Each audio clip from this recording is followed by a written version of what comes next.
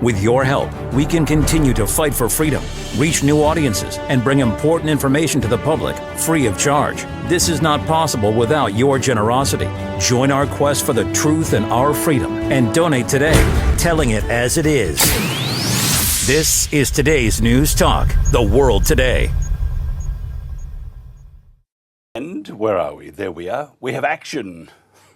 Now, we're not too sure, by the way, if it's working on Facebook. Off Facebook. We were blocked yesterday. I've got no idea why. Anyway, we did have a discussion about Zuckerberg, so maybe that was it. Who knows? He was making a comments at a special hearing in the US, but so we don't know if we're working. If we are, good-o. If we're not, well, I apologise on behalf of your Facebook. By the way, if you're in the UK, it's 11, almost 12 after 6. Get up now. It's Tuesday. You're back into the swing of it, ready to rock and roll at work. Work hard, come home, go to bed, get up, work hard. You know, the usual story. In Queensland, it's 12 past 4 and 12 past 5 in Victoria and New South Wales, Victoria being where our next guest is. And he's finished for the day. I believe he doesn't have far to drive to go to work, but we'll find out about that later. Yes, Bernie is nodding his head. Now, it's a touchy time in Australia following the Bondi massacre. There is a strong opposition to the return to Australia of ISIS brides. ISIS bride is a colloquial term for women who travel to Iraq or Syria to marry members of the Islamic State, ISIS, or to live under its self-declared caliphate. A group of these women and their children were granted approval to leave Syrian refugee camps, which they have been stranded in since the fall of the so-called caliphate. As politicians shamefully dodge questions, don't ask me, what? The complex issues surrounding their return are lost in the noise and the angry debate. Dr. Bernie Powell's area of expertise is in the comparative study of Islam and Christianity. He lectures on the life of Muhammad, the Qur'an, the Hadith, Apologetics and Christian ministry in Islamic context. Bernie grew up in Sydney. He has lived and taught in Australia and the UK and various countries in Asia and the Middle East. Bernie, thanks for joining us. Great to be with you, Mike. It's very interesting, this ISIS brides thing. Just your views quickly. Do you think we're sort of getting lost in the hysteria? Yeah, certainly. I mean, it's a really kind of emotional kind of topic for a lot of people. They say these poor innocent women and their even more innocent children have been stranded and kept in these kind of prisoner of war camps under terrible conditions for a long time, and they deserve to come back to Australia and have their freedom. So that's one perspective. And the other one is, well, these are women who left Australia of their own will. They weren't kidnapped. They went over there. They were seeking an Islamic utopia, life under ISIS, living in the caliphate, having a perfect Islamic existence. And it hasn't turned out in any way that they wanted it to, and so they want to come back to Australia. So that's the part of it. But then the other thing is that they went there to join up with an ideology which is so inimical to what we have in Australia. They went there because they hate democracy, they don't like non-Muslims, and they want to be in that kind of context, and now they're wanting to come back to it. So that's a problem. And I'll probably get the name wrong here. The women are in a refugee camp called El Rosh, I think it is, known as Rosh Camp. And it's located in northeastern Syria, specifically in the, and I'll get this name probably wrong too, I often do, the El Hasakah, is that how you do it? Hasakah Governorate. It's situated near the Syria-Iraq border. Now, is this an area that ISIS controls? No, they don't. So the Kurds came in, and with the help of Americans, they were able to take control of it. And so that was where they captured all of these women. The men were often killed, they fought to the death, and the women and children were taken into the camps and have been held there since the fall of ISIS. And they've been under 36 in Syria, and the rise of this new guy, Ahmed al-Sharaa, the Syrian and the fall of al-Assad, the Syrian government is now saying they want to take control of this area again. So they had some fighting with the Kurds, and the Kurds have said, well, look, we've been holding these prisoners for you, keeping them away from everybody else. They've been funded by the US to do that. And they're saying, well, we're now going to let them all free. And leave them because we're not getting any support for what we want. And so they're letting them leave. And so this recent convoy of women left from that area with under the care of Dr. Jamal Rifi, who's quite closely associated with Tony Burke, the Home Affairs Minister, and he was going to escort them out of the camp and through Syria so that they could catch planes and come back to Australia. And the Syrian government actually refused them, and they said, if you don't go back there, we're going to start attacking you. So they've gone back to the camp at the moment, and they're a little bit in limbo, and that's where this whole thing has come. The Australian government saying, well, they've got Australian passports, and under international law, we should let them travel, but we don't actually want them to come back here. So one of the women has been placed under a temporary exclusion order. We don't know what she did or why that's been applied only to her, but that's the case. So they're saying she has to stay out of the country for maybe suspected terrorism links for at least 2 years or up to 2 years. And then the others can work out for themselves what they're doing, but we won't give them any consular assistance. You know, I've seen so much reporting on this, and a lot of it is just hyperbole. It's just, it's like almost, oh, we'll just say that. No, and it's like a bowl of spaghetti of facts, and in that spaghetti is the other ingredients, and they're basically things that are distorting the facts. Let's look at why they left in the first place to go overseas. And then what was their reason for coming? What's their motivation for coming back? So if you could tell us the reason why they left in the first place, and it would seem the disdain they had for Australia, and now this, I don't know about sudden love, but they have learnt to appreciate very quickly that Australia is a great place to live, and we all want to come back. So on one hand, we have the hatred of Australia, and the other hand, we have the love of Australia, and take us back, please, very quickly. It's not that really, but that's what it would seem to be. What is the actual story, or am I pretty well right here? Because when you go over to Syria and go to hang out with ISIS, it's not to do good, is it? No. And they went there knowing that this was a group which had, like right from the very beginning, ISIS declared itself as a caliphate.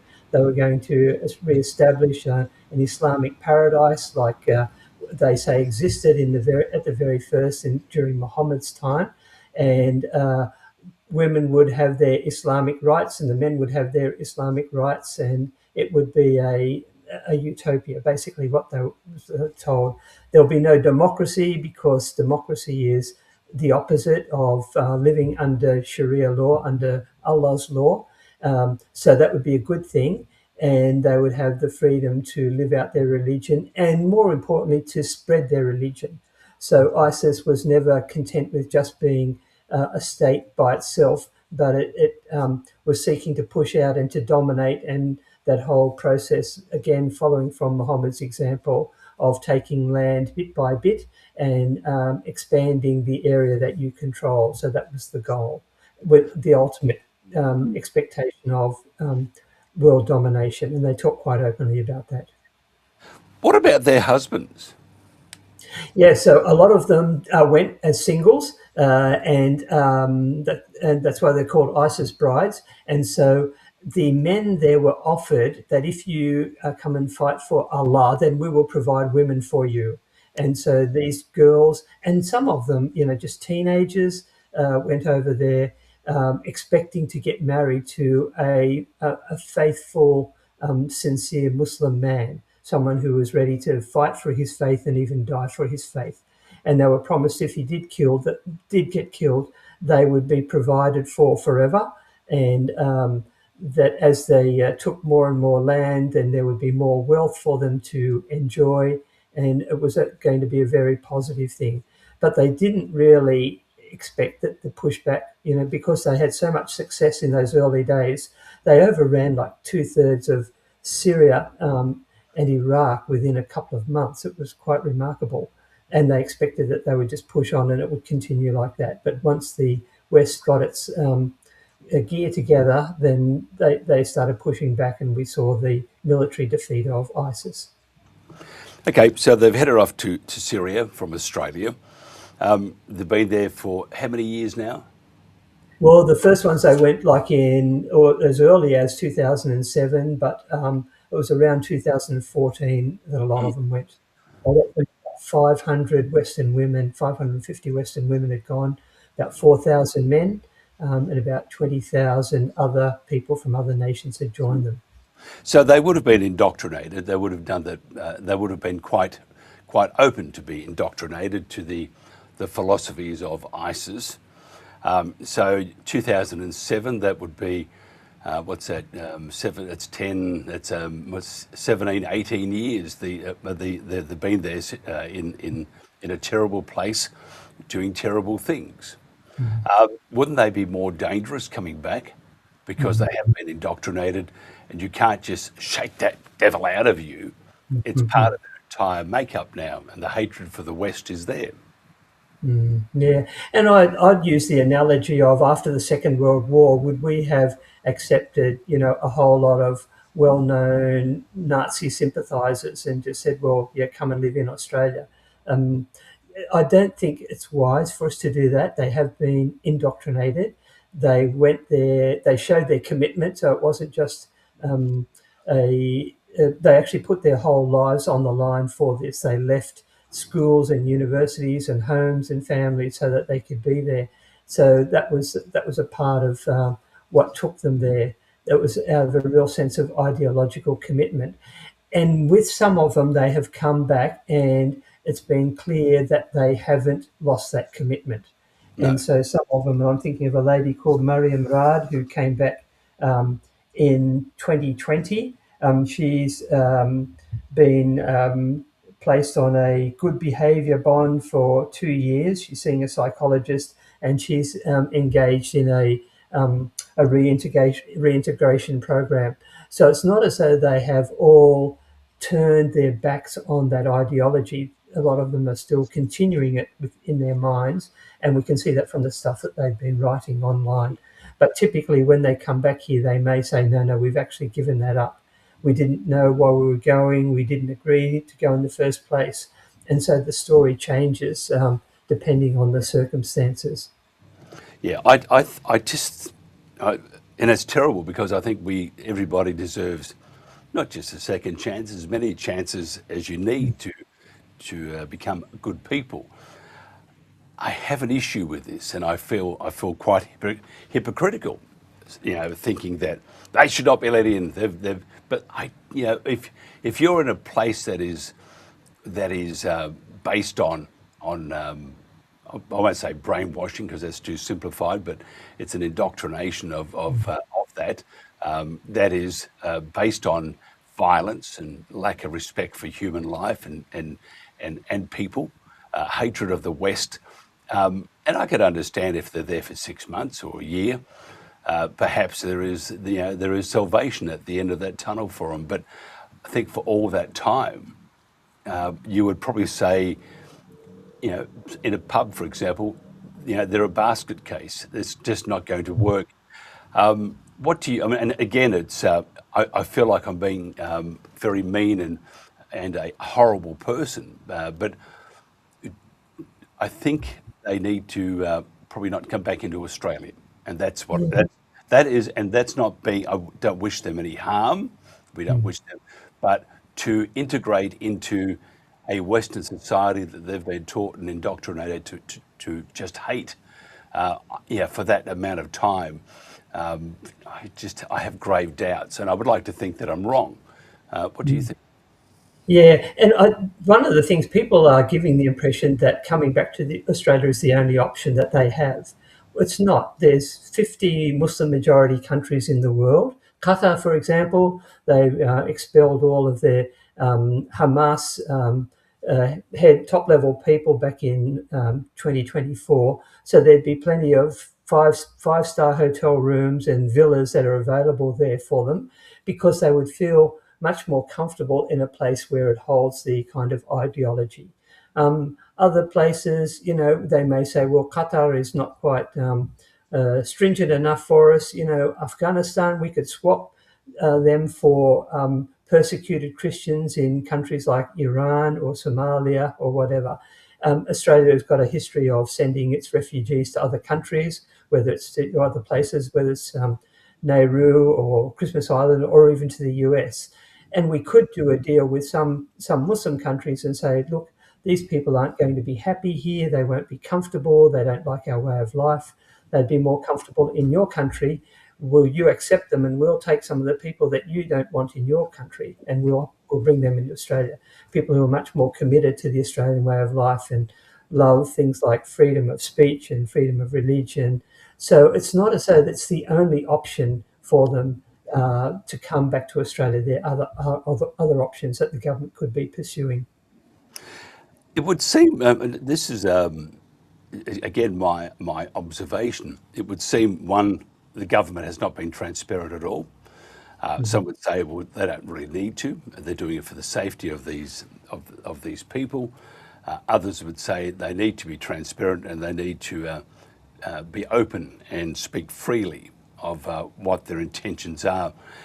Is this just a because if you look at the last since the last few months, there seems to be, and there's been a lot of occurrences that haven't helped, but I have just a feeling that there's this divide that government is doing at the moment, and not just government, other powerful organisations, and whether those governments are just, the federal, of course, and then you have your state governments. You look at Victoria and you look at New South Wales, and even Queensland and other states, South Australia. It just seems to be an intentional divide that has been planted there by orgs with a lot of power, such as I said, state government or private industry. Do you have that feeling too? I kept talking about how I grew up in a multicultural area, and we never had this. And now we have this not lack of trust, dropping in your neighbours, reporting it to the police acting unduly towards some people. The tolerance level it's just dropped beyond all belief. There is basically no tolerance. You're right, I'm wrong, and that's all there is to it. Have you noticed that that's crept into our society? Yeah, it's really hard to hold a middle ground on any position. There's always pushes, from the left and the right to kind of force you into following what they believe, and to try and present an alternative perspective is really quite difficult. I mean, the other issue in all of this is the politics of it. So Tony Burke and Jason Clare both members in Muslim majority areas, and if they're seen to be acting too strongly against Islam by, for example, banning people from coming here, then they're going to suffer. Their votes will suffer. And in fact, the whole of Western Sydney. I grew up in Bankstown, so spent a lot of time in Lakemba. So it's an area where the Muslim vote is really quite crucial for the government to be able to survive. So the government is a little bit wedged on this and not quite sure which way to go, which is why they're being a little bit equivocal on it. So. Where do you see, final question, where do you see this heading? Where are we going to be, say, in 3 months' time? I mean, I think we're going to be even more divided. I think Tony Burke and the federal government and various state governments have their minds set on whatever agenda they want to do. They don't really give a rat's about the citizens and what Australians think. Got little respect for our history, and and little respect for establishments such as Christian churches and stuff. And I find this all quite distasteful. I think, this is before I ask you for your opinion, I think we're going to be in a much worse position. We have legacy media, they're doing what they do. We have independent media or companies or almost these horrible people portraying to be those in search of the truth, and could be further from the truth. So we have all this underlying and even overt a current of disdain and distrust. And I don't think we'll be very well in the next few months. I think we're going to go down that slippery slide very quickly. What do you think? Yeah, I think that's until governments and the leaders, politicians wake up to the issues relating to Islam, which is what this one is about, then we're really not going to improve our situation until people are aware that there is this great separation between the values that we would hold as a nation, things like freedom of speech, freedom of religion, freedom of association, and they keep getting pushed into corners by, and it would be the kind of the radical end of the Muslim community. Then it's not going to improve, and they really need to have the courage to stand up against them and say, sorry, it's not acceptable. You can't propagate such a hateful ideology here. Until that happens, things aren't really going to improve. I think we just hope and pray that they will. And pray very fervently and quickly, because I think we need a lot of help at the moment. Bernie, it's always a pleasure. I think you're very level-headed, and you add a lot to the conversation. If somebody wants to find out more about Dr. Bernie Power, how do they do that? So through my college, or I've got a website, berniepower.com, so they can contact me through there. And you're in Melbourne, so I drive everybody nuts at home about the footy season. In my mind, especially in Victoria, it's it is almost that religion that everybody needs to have. 2 seasons, football season, and can't wait for football season. But can I just ask you quickly who you follow in football? And let me please... I live in the western suburbs, so I have to follow the Bulldogs or get beaten in the street. Just say St Kilda, and I love you forever. The mighty Saints, you see. We've won one grand final, and that was a mistake. And but we did know how to have a drink before the game, during the game, and after. We made up for lost time. But if ever you need to come over to a side that needs your help and blessings, please do come over to St Kilda. Thank you. Thank you so much. Dr. Bernie Power, a Bulldog supporter, but we'll forgive him there. This is The World Today. Not the station for people who label truth as misinformation just because they don't like it. For facts and truth. Today's News Talk. The World Today. And welcome back to The World Today. It's 21 to the hour, UK, Queensland, New South Victoria. So those going home, drive carefully. Those about to get up. You'll sleep in. Couple of things I've noticed about London that sort of made my eyes or my eyebrows rise a bit, because they're quite faint eyebrows too. I haven't got the one that connects right through.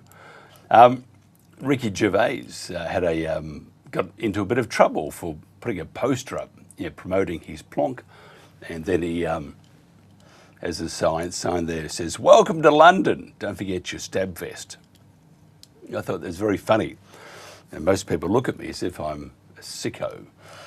The other thing that interests me, if you're after some good devils, or if you want to go to a church and find someone laying naked on it with candles around them and people running around chanting.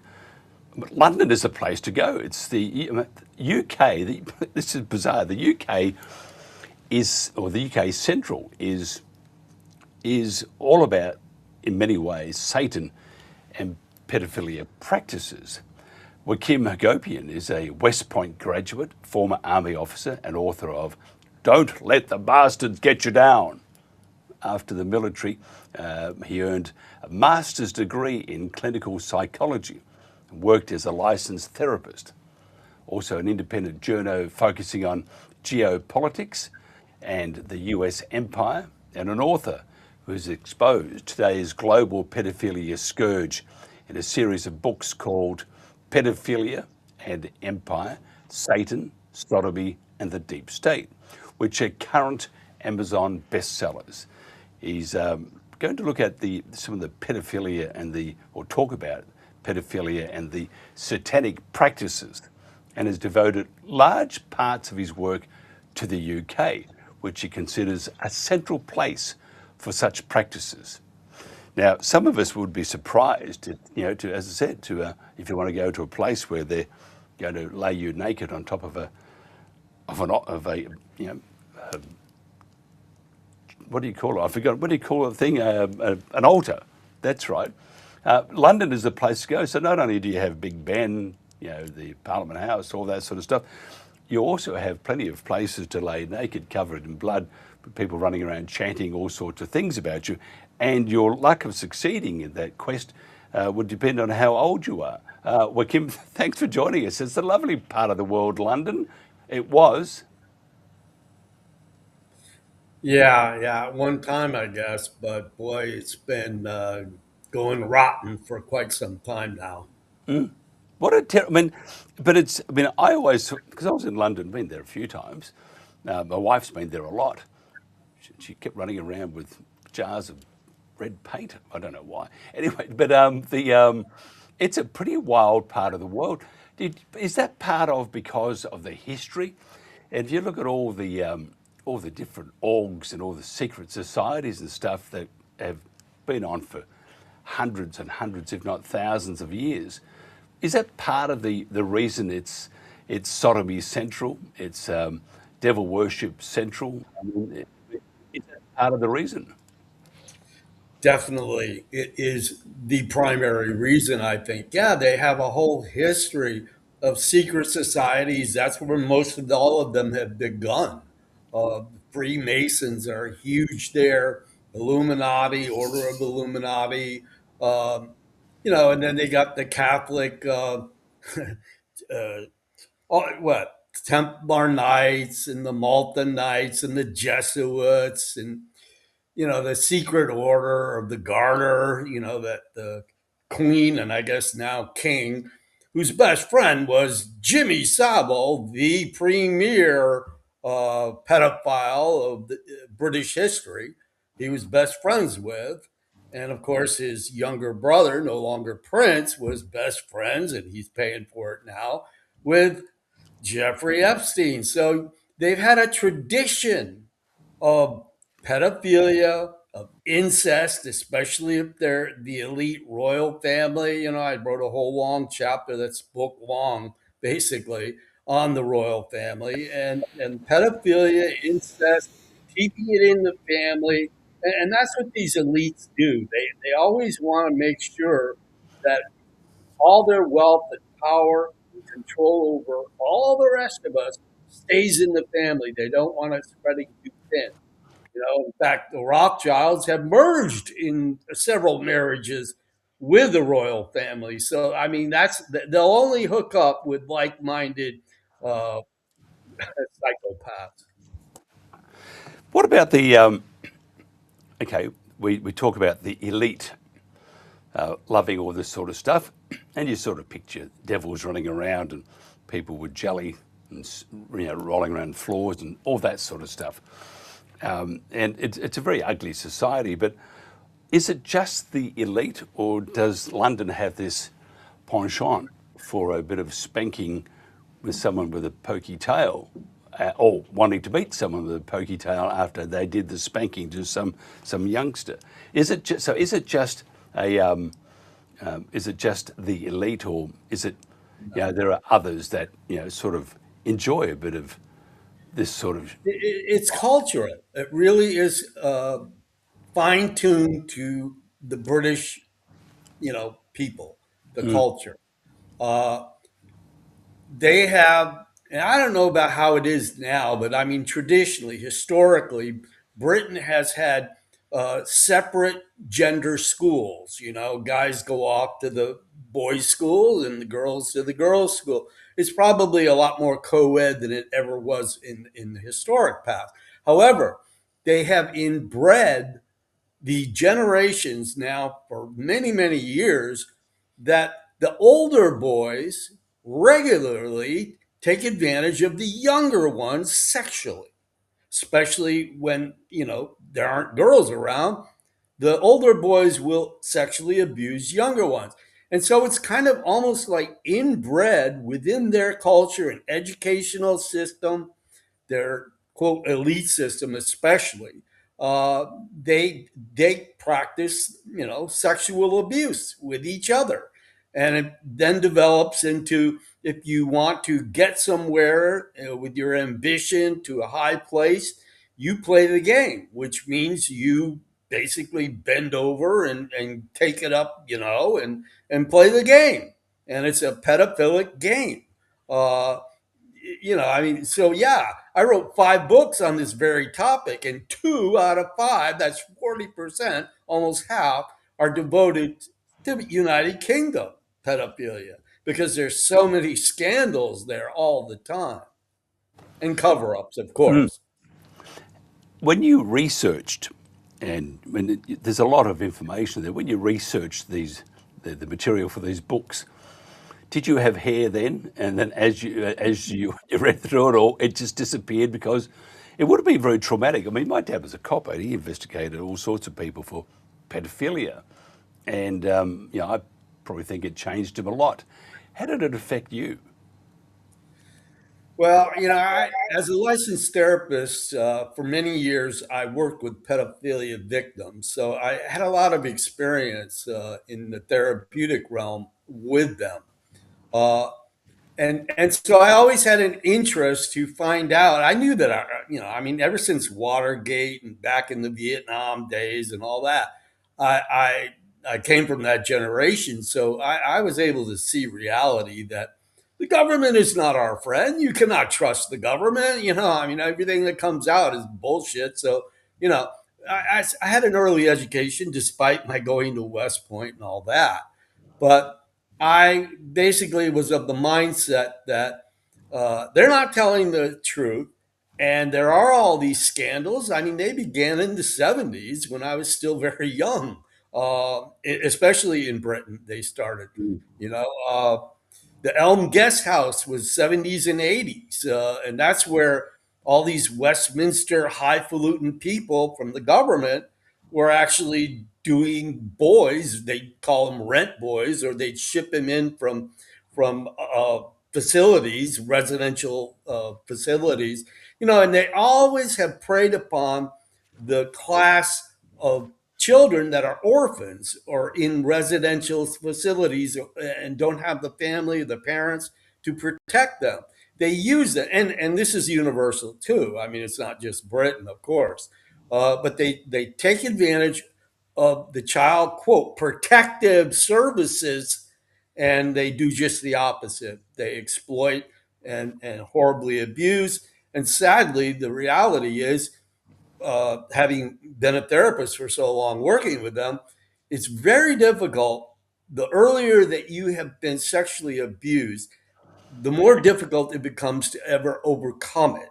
There's always certain elements of suffering Mm. and low self-esteem, and all of that goes into, being their own worst enemy. In many cases, they blame themselves. I mean, this is the natural human response as a developing child. When things horribly happen to you, you take it in as your doing, the cause of it.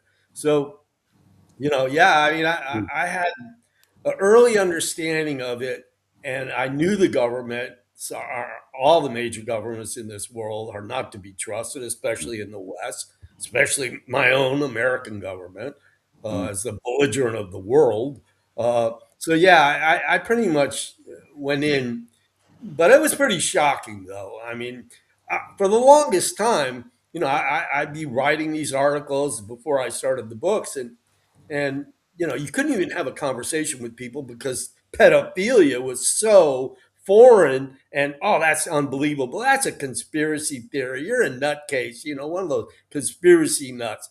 Well, it just so happens that most conspiracy theories end up the reality, and it certainly was in the case of the pedophilia scourge all over the earth where it's going on.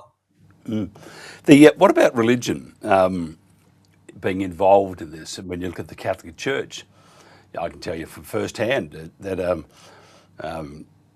they're just human beings, and they're always, temptation sometimes wins through, and just terrible. You look at the Church of England and look at other religions. How important is the religion scenario in the whole puzzle for the pedophilia and the satanic cults and all that sort of garbage? Well, I mean, yeah, that kind of thing, the religious cults, the occult rituals that they employ, that's pretty much worldwide. And I think a lot of the Christian religions, especially fundamentalist Christians, all of them, Mormons, they all have very poor track records for the person that's supposed to be in charge and so spiritual ending up being pedophiles. I mean, it's very common. And of course, the Catholic Church went through a whole thing, Church of England too.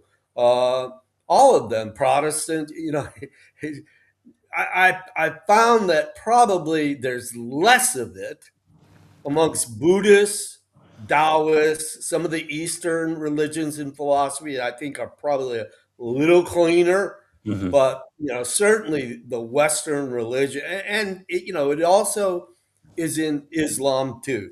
As a matter of fact, culturally, they had a regular practice. If you're like 28, whatever, you can pick a child who's 13 or something like that, and that's all quote norm, part of the norm.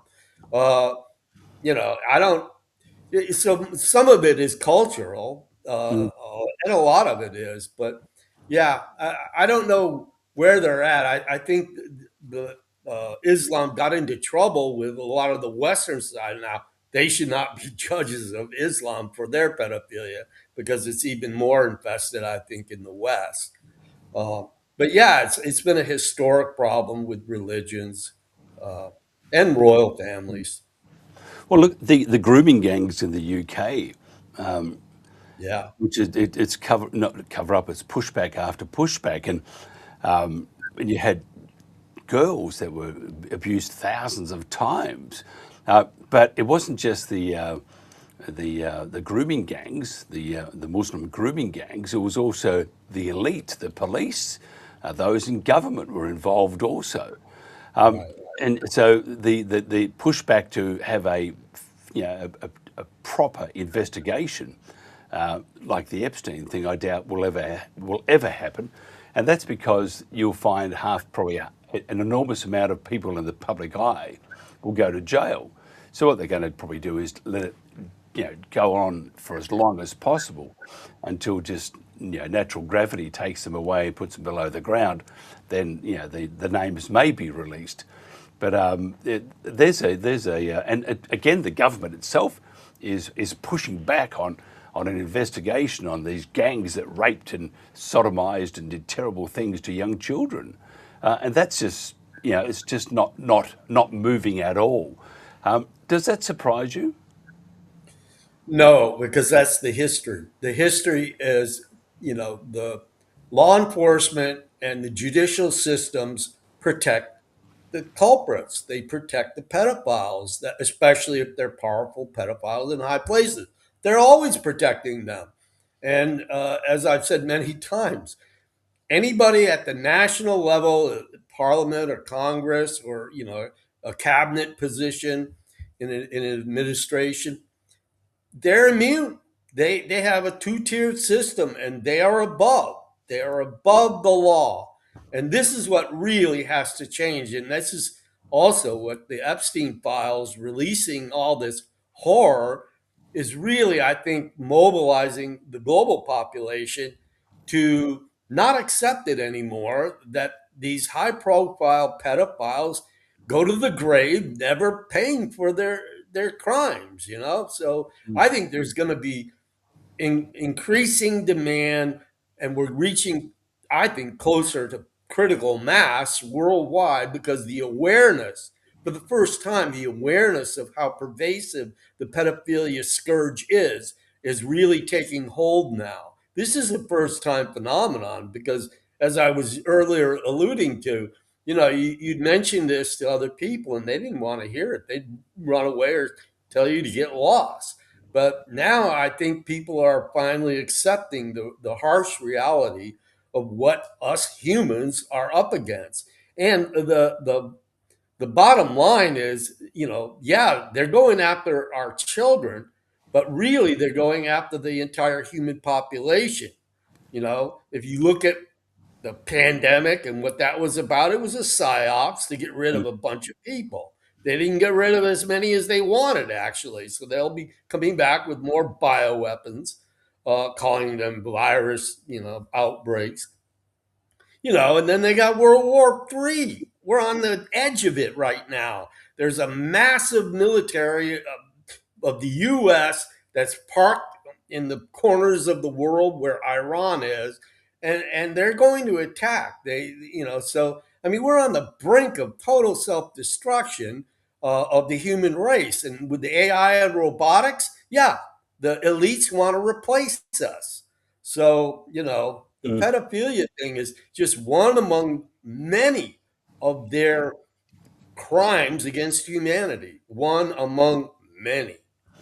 We've got about 2.5 minutes left. Just quickly on the Epstein files, and people are saying Andrew will be whisked away to the US to be charged and face the music, and that the Mandelson's he'll go to jail probably or lose his lordship.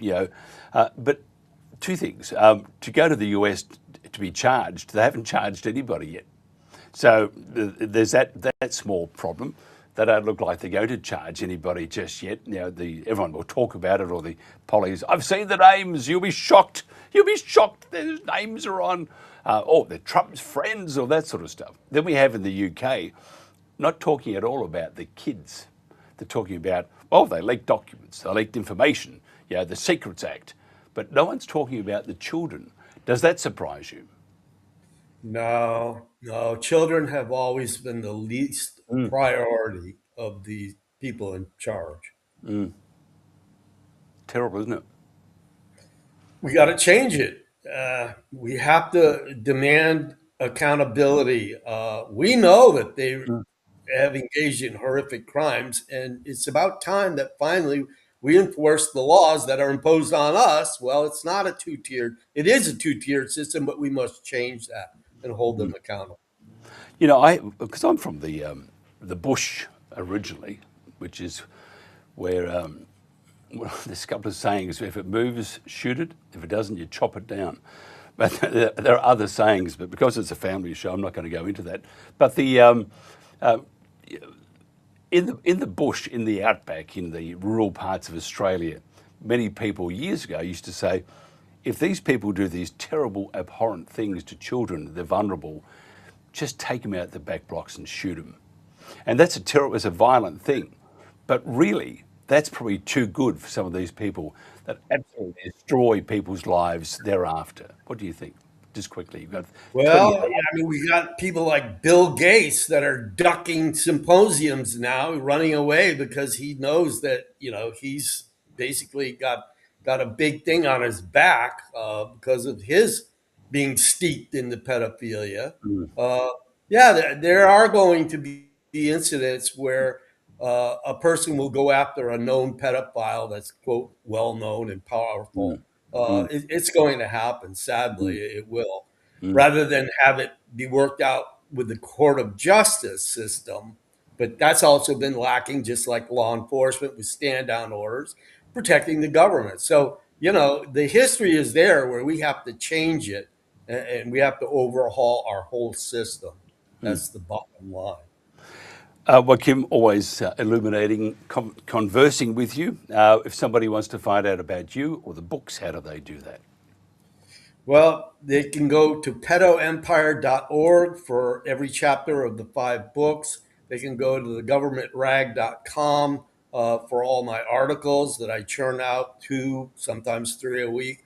And I just churned out another one.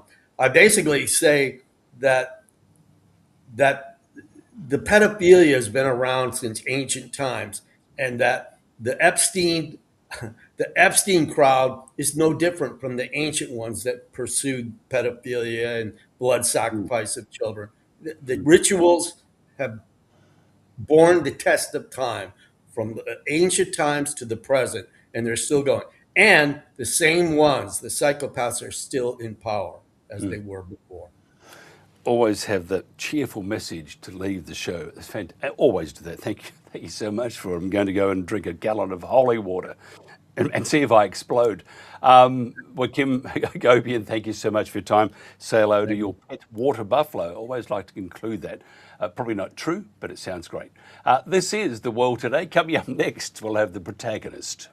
With your help, we can continue to fight for freedom, reach new audiences, and bring important information to the public free of charge. This is not possible without your generosity. Join our quest for the truth and our freedom and donate today, telling it as it is. This is today's News Talk, The World Today. And welcome back to The World Today. Lovely to have your company. It's 10 after 8 in the morning in the UK, 10 after 6 in the early evening in Queensland, and it's 100 years behind the times, and it's 10 after 7 in New South Wales and Victoria. And I should stop that because I live in Queensland. Magnificent part of the world. If you got a chance, come and visit us. I won't buy you a beer, but you should go and buy yourself a beer. Plenty of microbreweries around on the Gold Coast, right up to Port Douglas and Cooktown, a great part of the world. Now, Dr. Shane Fudge enjoyed a 20-year career in academia in a variety of teaching, research and educational roles. From working as a bricklayer, Shane entered academia at the age of 34, becoming a Bachelor of Science, or obtaining a Bachelor of Science in Sociology in 2001, then completing a PhD in Social Policy in 2006. Now, he left academia in 2017 and now writes for the alternative media in the UK. He is published in the Light Truth newspaper, The Conservative Woman and The White Rose. We're going to talk today about something interesting, including the stupefaction of people's critical faculties and whether this makes us more easy to manipulate. Talking about like things on social media, on Facebook, for example, how it sort of can get you in. We're also going to talk about our ever-deepening relationship to technology and whether this gives rise to addictive behaviour. Our guest as that is Shane. Shane, thank you very much for joining us. Can you just tell me, I would love to know about, because we have in Australia, we have the e-safety commissioner went crazy and they got all these new laws in from the federal government which says you need verification to ensure that if you're 16 or under, you can't be part of the social media sect because we're going to protect you from all the evils out there. And it's very hard because we encourage the kids of today to embrace technology, whether it's your remote at home, whether it's your mobile or cell phone, your laptop, whatever. We push them, and look at classrooms. We push them towards using these devices in the classroom from a very early age. Tell us about how dangerous this can be, not even just for your safety, but your addictive behaviour and how it affects people. Well, I mean, one of the first things is, yeah, in the UK, we got the online safety bill being introduced. So, for as far as I can see, it's a kind of backdoor way of getting the digital ID across, because very soon you're going to be able to verify yourself when you go onto your email, onto Facebook, onto your other electronic appliances. So, firstly, that's the first way. And the second thing, of course, is that we're so interconnected and in mesh with technology now that it's going to make things very difficult. You know, how many people use their computers at work now, use it for various their own businesses and things. So the pervasiveness of technology in the world now has now made it very easy for them to kind of introduce things like digital ID through the back door. Yeah, it's very interesting because, I mean, our whole society, the whole world, has been gearing up for the last 20 years of doing exactly that. You know, your mobile phone, your laptop, desktops, whatever. You're even at home with the television. To then turn around and say to those that we've been telling them to embrace this technology, because you might be subjective to all sorts of uglies on the online. I don't understand the hypocrisy here, because on one hand, and we knew about these things. We knew about, for the kids, we knew about porn and stuff years ago, and they didn't do anything. And now they have this desire to protect, which is not a desire to protect. It's more of a desire to gather information about those having to verify their age. Once you log in, the government has that information, and they can work out through all sorts of things what you're going to do almost before you do it. To me, Shane, that would be the most dangerous thing of this. Well, I think we've been trying to kind of chuck the red herring here in the UK, because we had a discussion about digital ID cards and everyone was in uproar. And then the political parties have been apparently arguing amongst themselves as to the validity of digital ID cards. But I suspect they're sneaking this in through the back door, and it will happen, you know, and then they'll say, well, if you don't agree to this, then you're not, you've been offered the choice, but we don't have a choice in some ways. So it'll be like it's kind of snuck in through the back door. And of course, the problem is you've got a lot of different things going on, really. You've got people who are relying on their kind of online presence in their jobs and things like that. But you've also got people, say, that are addicted in some ways to, because being online, it's been shown that there's a lot of similarities with kind of narcotic drug use. It lights up similar parts of the brain. So are people just going to, the pull of technology, is it going to be such that people are just going to go along with this without questioning things, because the pull of continuing to use technology will be greater than submitting your data online? I paid to do a course the other day. This is just before Christmas, and it was on a therapy course that I'm actually doing at the moment, training in, and I was told that I had to register my age to use it. Now I'm 61, so but I had to register, and it just kind of showed me that this is the way it's going to happen. It's not going to be a physical card, although that may come in the future. I think it's going to be more, they're going to do this step by step, in a way that people don't even notice. And are people just going to give away their rights as they did in COVID? It's the same kind of thing. You think the online safety bill, say safety is the kind of commonality that's everyone's being drawn into, the same as climate change. So will you give your rights away on the chance that, we're suffering a climate crisis? So it's the same kind of thing. They use this kind of justification to draw in the collective and over the individual rights. And then it's a slippery slope from there, of course. Tell me about the addictive bit. I mean, by the way, I agree with you. I think in Australia, the government says the information we collect, we're not going to keep it. We're going to get rid of it just like that. Oh, by the way, that's handled by a third party, and just recently you saw what happened. I think it's identity something anyway. They had a breach, and a billion names and everything else associated with that name was through an open door. They let down those billion people by not doing their job properly. So all this information is out there now about these people, and the same thing with our government. Oh no, we'll get rid of it. It's gone. No, it's not gone. I mean, they're not going to throw it away. And the same thing with your government.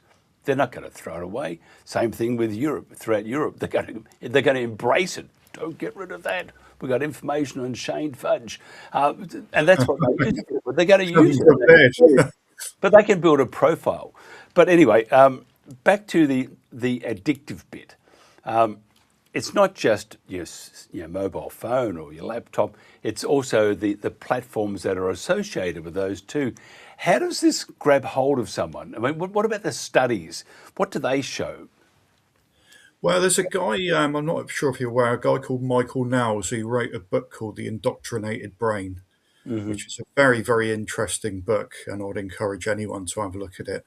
But a few people, he's one of them, Matthias Desmet, Psychology of Totalitarianism is another, that said that when COVID came around, it was the perfect storm because when we were so enmeshed in technology, two, our lifestyles were much more individualized, much more atomized society, not more so much community or even face-to-face interaction. And also, we're hooked on the media. So, as I said, social media use has become more pervasive. There's another kind of theory around Generation Z, say people born from around the 2000s.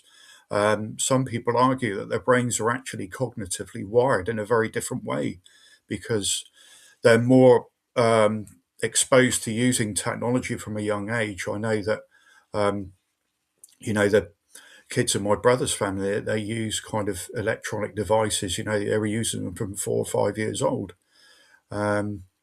There's kids staying up all night gaming and things like that, and it actually has been shown to rewire your brain.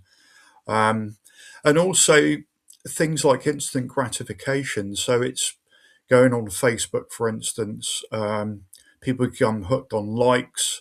They become hooked on kind of social approval from others, and it's a very different way from interacting as we would kind of in everyday life. And it's actually been shown by a few studies that it actually changes the way we behave in actual life with people. So we become more hooked on kind of social rewards, being liked and things like that. There's a high element of narcissism in this, so it's kind of bred a more narcissistic society where we kind of become more hooked on social approval, the way we look. And that's also kind of bred into, you think about when COVID came in, that introduced a lot of new social norms around kind of the way we behave. So that kind of almost fed into that. So people were more likely to go along with, the recommendations that were made them rather than challenge things. It's encouraged a very kind of a society that's not based on critical thinkers. You're more likely to go along with what you read on Facebook, what you read on Twitter, rather than going away and doing your own research on something. So, 2020 was almost a perfect storm. It's almost like they knew that the kind of things they were going to launch at us we're already primed to kind of go halfway towards that, if you see what I mean. I'm just wondering because we often, my wife and I will be observing that the young folk, the younger folk in that, who are born, say, around the turn of the century. So that, I think you call it Generation Z or Z. Yeah. They seem to be a lot more compliant with what government requires them to do. Less arcing up, less, like in your day and my day, nothing like a bit of a protest just to shake up the local constabulary, or head down to the pub for a few beers and sneak home having a few too many drinks. And nowadays, it's not what we used to do. And I'm not saying what we used to do was right, but the way they're wired up, it's less protest, do as we're told, live unobtrusive, not happy. Do you find that yourself? I mean, with the generation of our age, because I'm 23. Hang on, I'm not 23. I'm much older than that. But how I act, I feel like I have all this energy, and I can do 1,000 things, and blah blah blah blah. And I want to do 1,000 things, and I want to tell government that they're wrong, and I want to stand up for what I believe in. It doesn't apply a whole lot these days, and that's just my observation. Generally, the populace, they just, especially the 20, 22 to 25-year-olds, they're different than you and I were. Yeah, I would say in general. And also, I mean, if you think about the way that when 2020 came around, that much more censorship was coming in. So if you're on devices all the time, you're only going to get one message. You're also going to get, because there was a huge consensus around COVID in 2020, not so much now, but, you were likely to be sanctioned by your peers online. And, everyone sees that information, don't they? So if someone calls you a conspiracy theorist online, all your group of people on there are also going to see that. So surely, I mean, I had the same experience myself. I was ostracized by some of the academic community at the end of 2020, and they all kind of join in like a pack and having a go at me for my views on all this. So that, we're wired to kind of avoid pain wherever possible. So, if you're kind of, your interaction is electronically and online, you're more likely to kind of go towards the groupthink that's going on, which Facebook and other social platforms were encouraging at the time. I mean, Zuckerberg actually said that they were being told to cancel people. He has actually admitted this.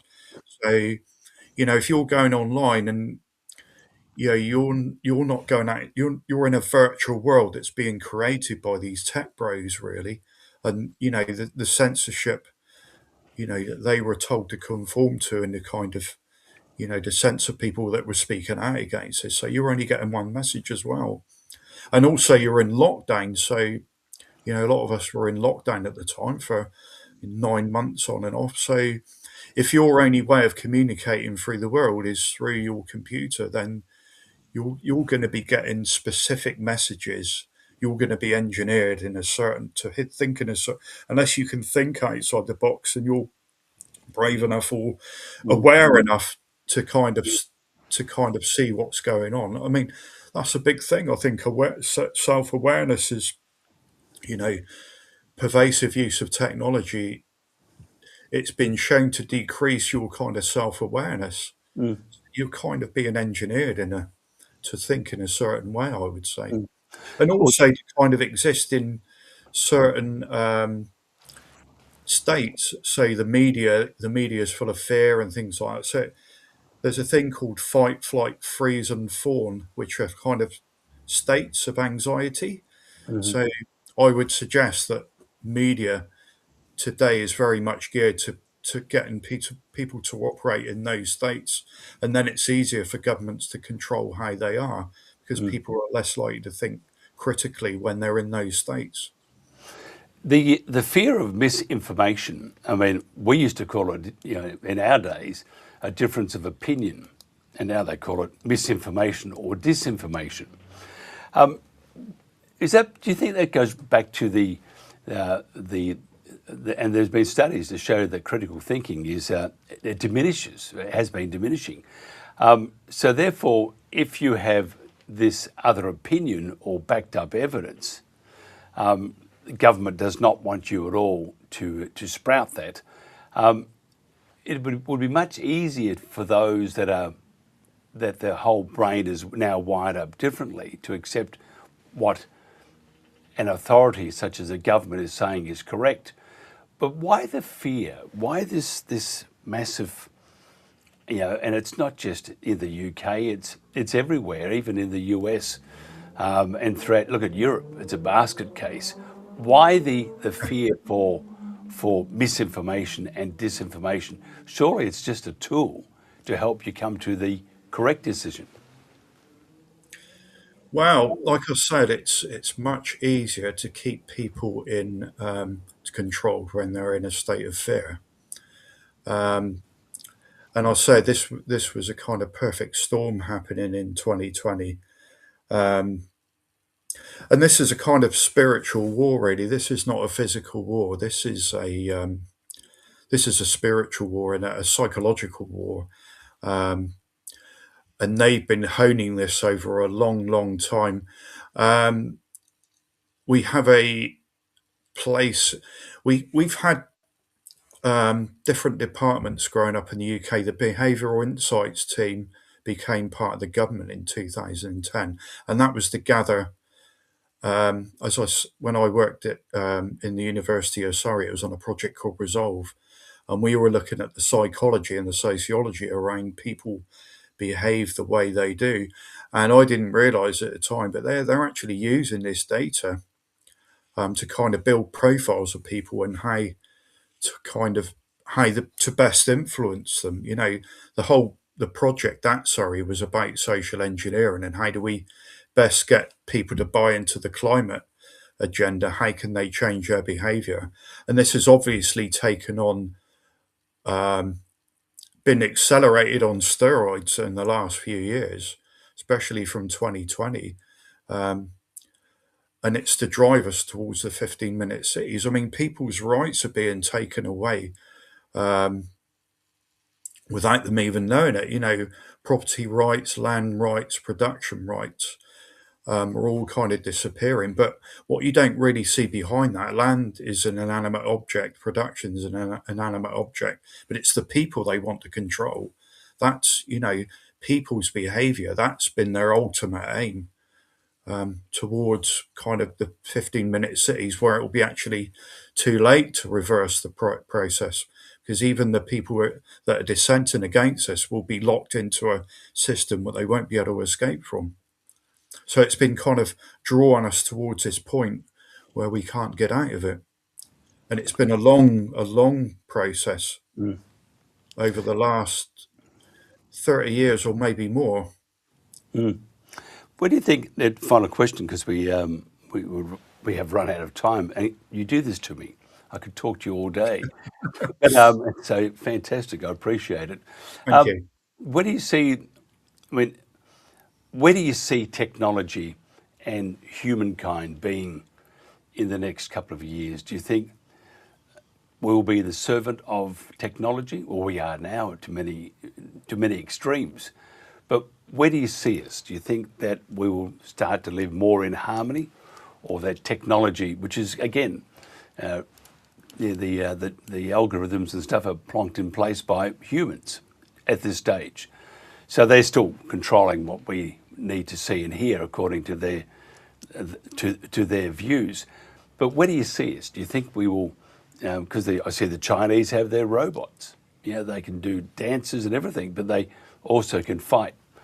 So technology is replacing humankind in that example. And look at factories and stuff, automation, getting cleverer and cleverer. Do you see technology being a threat to mankind, or do you think technology and mankind live together? Absolutely. I mean, one of the things because I started doing my own research in March 2020 because I didn't believe the government. But I wanted to do my own research, and I was looking at some stuff around the jobs disappearance, Silicon Valley, AI, And one of the things that really struck me was the fact that jobs are disappearing due to AI and IT, and it's like, well, I can kind of see where they're going with this, because why would, if jobs are disappearing at the rate they are, which they definitely are in the UK, why would governments want to pay for welfare when they can just basically apply vaccinations and disappear the population? One of the really worrying things, I think, getting back to the point you were making, is the guy Michael Nels I was telling you about just now. He argues that vaccinations are impairing cognition. So this kind of transhumanist agenda. So in many ways, some people are actually becoming part of the machinery through the vaccination process, the nanotechnology that's being used. So how far this is going to go, it makes it very, very difficult for us to launch a kind of challenge, because some people are already very much immersed into this process through the nanotechnology introduced by the vaccines. So people are waking up, as I said in the last week, that the more red flag events they pull on people, the more people are waking up and becoming aware. But I don't know what happens with the vaccinated generation. That really worries me a lot, because I think they actually are becoming a different species almost from the research I've been writing. That's another discussion, and we haven't got 6 hours of time to do that. Shane, always appreciate it. Dr. Shane Fudge. Somebody wants to find out about you. How do they do that? I haven't really got my own kind of stuff set up at the moment, but you can contact me through the editor of The Conservative Woman or through the editor of The Light. I'm sure they'd be happy to pass my information on. And also, I'm a part of a Truth University that's being set up, so you can contact those as well. I do a Substack on there. So info at Truth University. Fantastic. A great conversation. You scared the crap out of me. It scares the crap out of me. Dr. Shane Fudge, have a lovely day. By the way, is it raining where you are at the moment? It's actually okay, but it's been raining for the last 5 weeks here. It's been horrific. Floods and we've had some rain too. It must be the same. Really bad. 5 weeks we've had. Yeah, it's terrible rain. It's but we have 28 or 29 degrees, and this lovely suit I'm wearing below that, it's shorts and flip flops. Great. Look, Jane, thank you very much. Thanks very much. This is The World Today. With the latest information and analysis of major events from around the world, this is today's News Talk, The World Today. And welcome back to The World Today. Nice to have your company on the home leg of this gig today.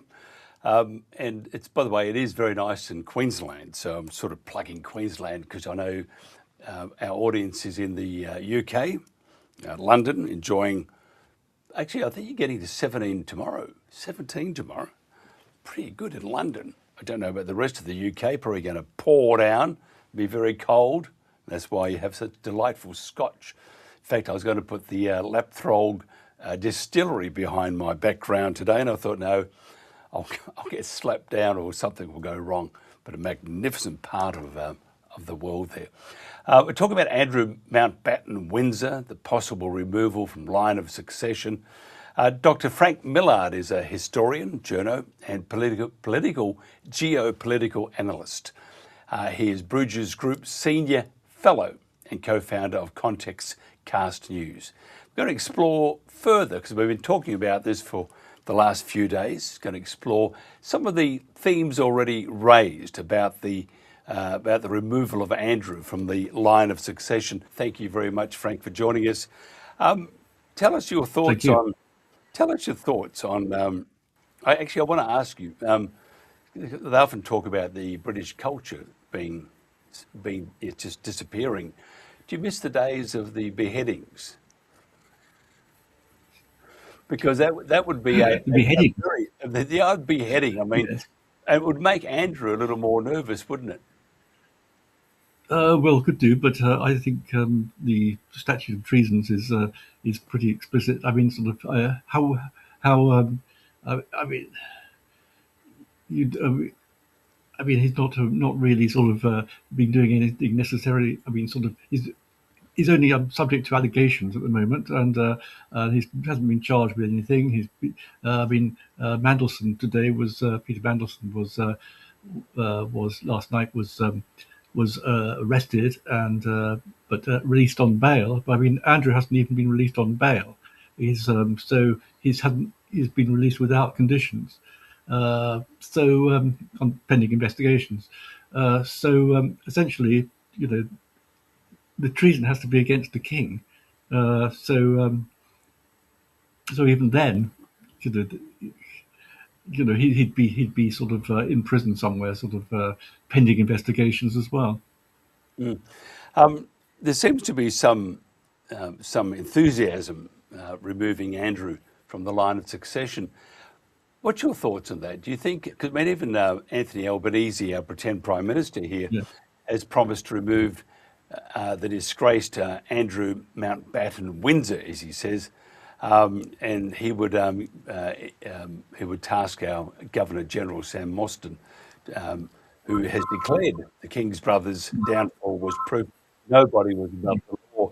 So there's enthusiasm surrounding um, surrounding the entire monarchy and stuff like that, that they want to replace Andrew. But is that being realistic? Can they get rid of him as the I think number 8 in line of? Well, I mean, such a thing could only be done by Act of Parliament, and that's been mooted. But the problem there is that in doing so, it's never really been done in a sense of being enforced. Generally speaking, because of the 1701 Act of Settlement, I mean, the people were removed from the succession because they became Catholic or they married a Catholic, which was amended in 2013 by the Succession to Crown Act. So that's been essentially voluntary in the sense that it's a choice whether to become a Catholic or not.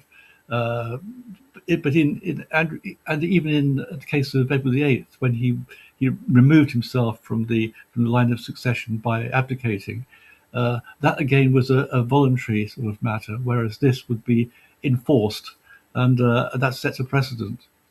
So any sort of debate in Parliament might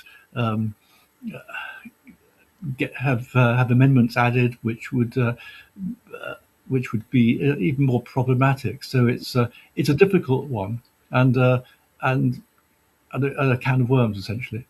The on the Protagonist, which is the program before this, in the last hour, between 7 and 8 UK time, Robin Tilbrook, who's a solicitor, said if they were to go down that path, it would take it could take years and years to get to the end.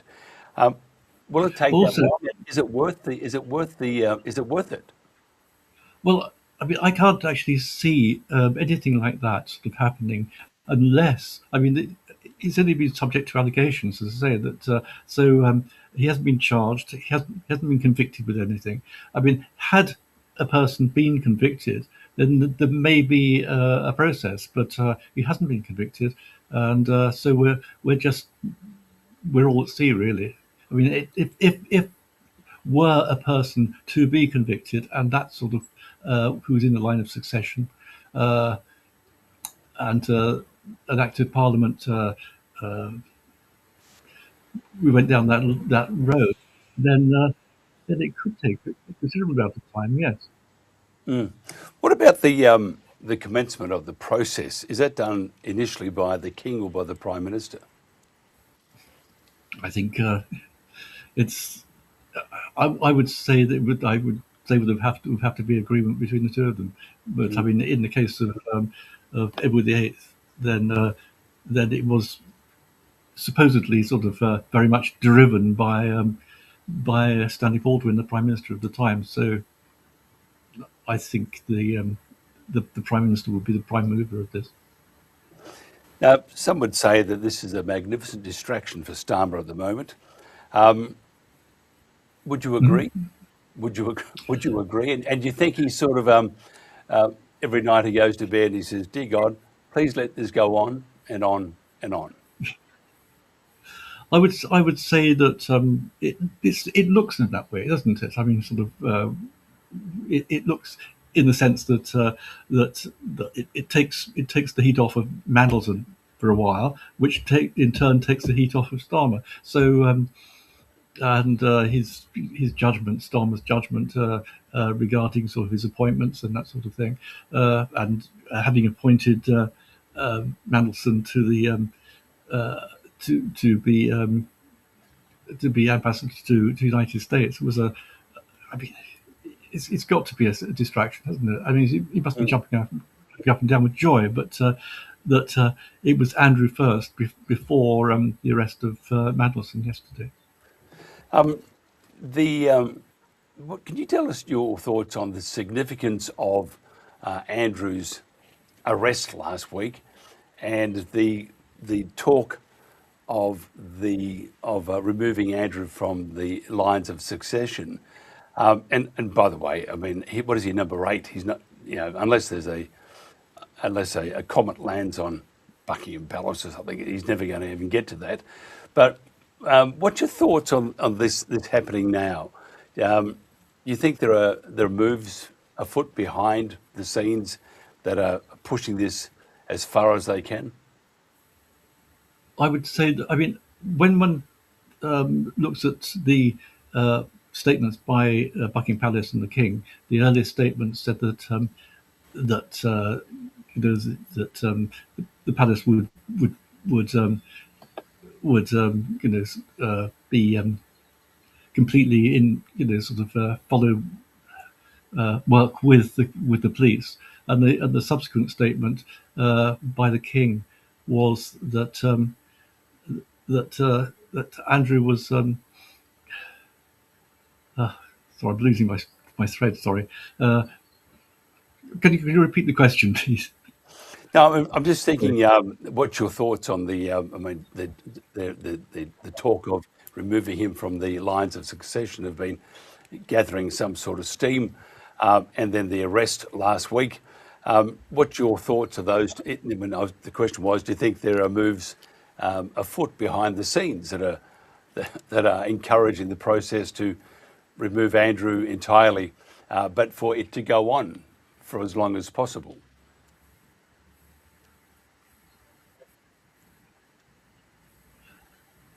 Yes, I mean the King seems to be working closely with the government of the day and the security service and what have you. So it's there is. I don't think there's anything obstructing that sort of direction, although it's, as I say, it has dangerous precedent.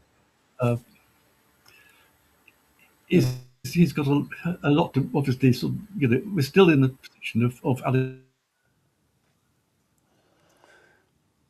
We actually have. There's no. Yep, you've disappeared just like that. We're talking with Dr. Frank Millard when he comes back to us. There he's back in again, so I can bring you back, Frank. We're just talking. You were talking about the obvious distractions.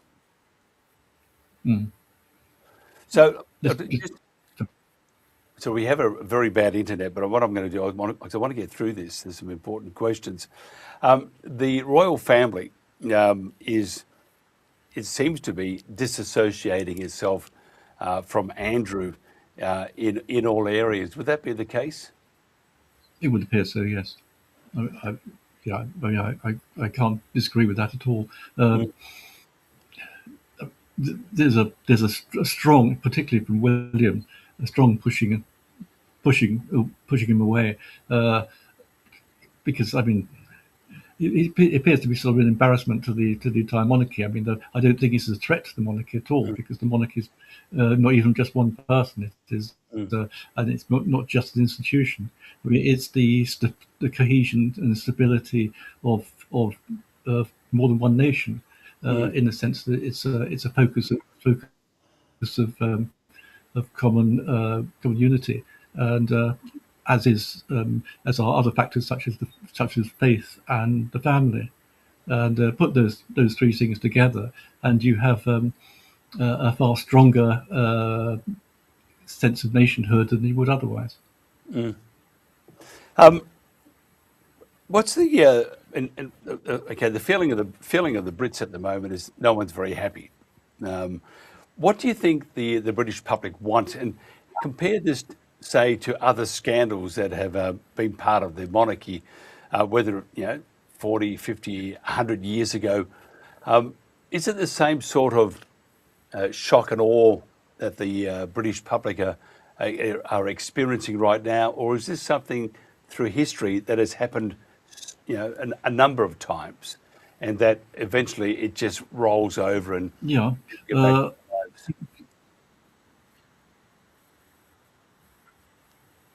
Yeah, I think probably the abdication crisis. I mean, of Edward VIII was probably far more sort of dangerous to the monarchy at that time, and and luckily we got George VI, who was a magnificent king, and then our late Queen. So that these things do roll over, and I think it's important that they do, because Andrew is not just the whole point of a member of the royal family, if they're a working member of the royal family, is not privilege. It is honour, duty, and service, and it's service which counts.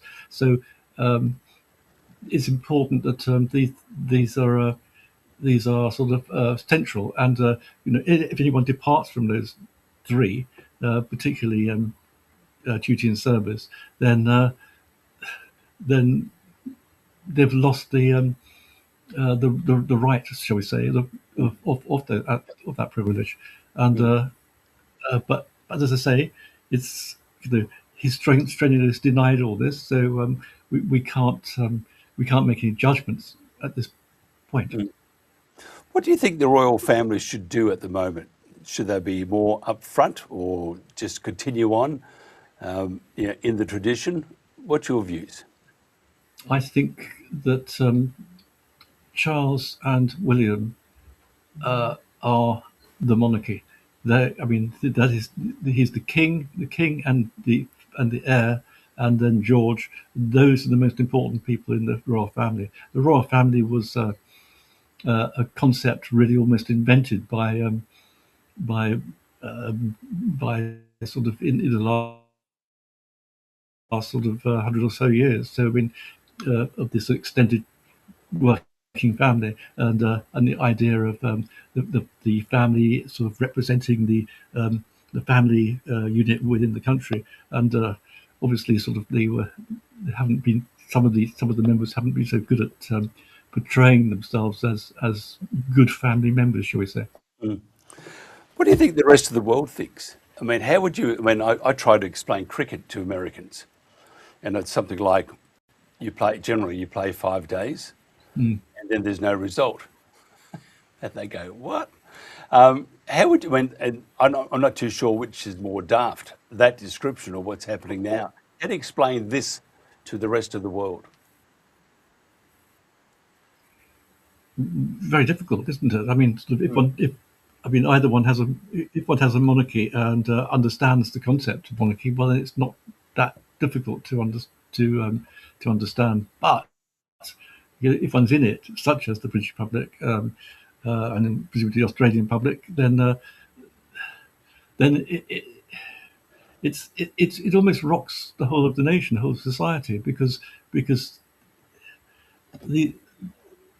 what is a nation or society without its unifying factors, and monarchy is one of its central unifying factors. In a republic, the republic doesn't have this. If I go back slightly, if a country sort of departs from monarchy, I mean, sort of when the English did in the Civil War with Cromwell, they got they got rid of their king and got the military dictator Cromwell. The French got rid of their king and got the Emperor Napoleon. The Russians got rid of their Tsar and got the Red Tsar Stalin. I mean, sort of who murdered millions. You're full of cheer. I'm just thinking so where we are coming to the end, but where do you see this whole thing moving on to? They are focusing a lot on Andrew and Mandelson, of course, for divulging secrets. However, the elephant in the room is, of course, the alleged sexual impropriety and the terrible things they did to children. Do you think do you think it'll ever get to the stage where Andrew and Mandelson will be charged with doing abhorrent things to kiddies and young people, or will they just leave it at the state secret sort of stuff? Well, he's released information to Epstein, who released it to Mossad, and not the Russians. So do you think the way, do you think the government will let it get to the sexual things? Do you think the public want to know, want the sexual things to come out, or do you think them and the media and the government are very happy with this, just moving Andrew down the line of being releasing information? And we've just lost you again, which is just a real pity. So I'll just go over to a full frame. And we'll wait for Frank to come back again. Frank, we're just connecting you again. Cam is doing a great job. You heard the question. We just lost you. Yes, we can hear you and see you. So what do you think? Thank you. To that question? Well, yes, I think the all that. I mean, obviously will come out at some point. If I mean, as I say, both parties have strenuously denied the allegations anyway. So we can't make any judgments. But the whole thing the interesting thing is that the people who have been essentially sort of have been the focus of the world's attention have all been British, apart from Epstein himself. I mean, there were far more people involved with Epstein than just Andrew, British, Ghislaine Maxwell, British, obviously sort of heavily sort of implicated and convicted, and Mandelson. I mean, all British. I mean, sort of, where are the Americans? Where are the other people from anywhere in the world? It looks like a huge distraction from what may eventually happen. But we continue on with a stiff upper lip, as they would say. Frank, who knows what's going to happen? It's the Americans have Disneyland and Disney World. You have the monarchy. Actually, we have the monarchy too, so I can't be too cruel. If somebody wants to find out more about Dr. Frank Millard, how do they do that? Oh, well, I mean, I'm through Context Magazine and Context Cast News, also through the British Group and some of the other ways. Thank you. Thank you so much for your time, and I apologise for the connection problems, but we got there. Dr. Frank Millard here on The World Today. That's it for this show. I'll catch you same time, same phone box tomorrow. Have a good one. Drive carefully if you're heading off to work. If you're driving home, drive carefully, and have a great, safe day, because you all deserve it. Thank you very much.